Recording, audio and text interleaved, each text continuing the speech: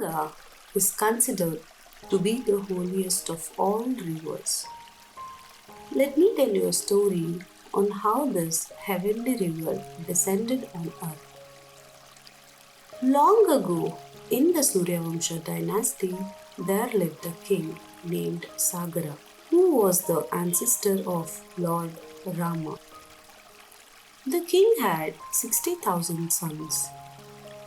In due course of time, all the 60,000 sons were burned to ashes due to sage Kapila's rage. The royal family then begged for the sage's forgiveness, to which the sage replied, "The incinerated princes will attain moksha only when the holy water of Ganga flows on their ashes."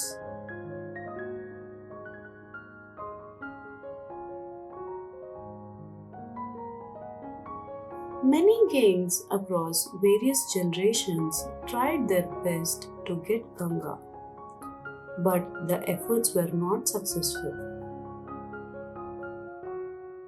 Months passed, years passed, but the incinerated princes were yet to attain salvation.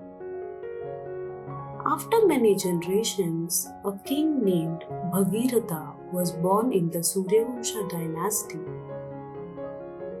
He took an oath to liberate the souls of his ancestors and meditated for millennia until Ganga finally agreed to come to earth.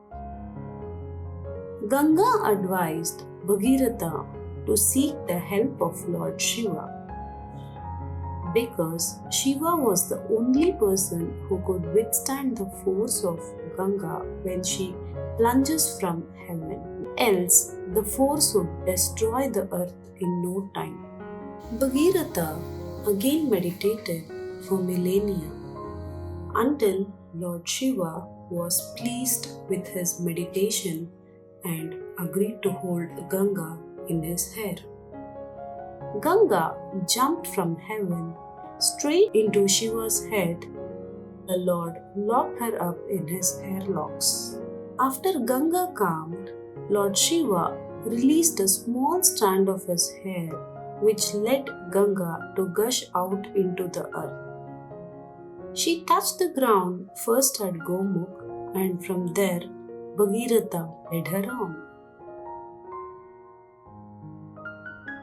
She flowed over his ancestors' ashes and brought them salvation. That is why the strand of Ganga that flows through Gaumukh is also called Bhagirathi and is venerated above all others as the true source of Ganga.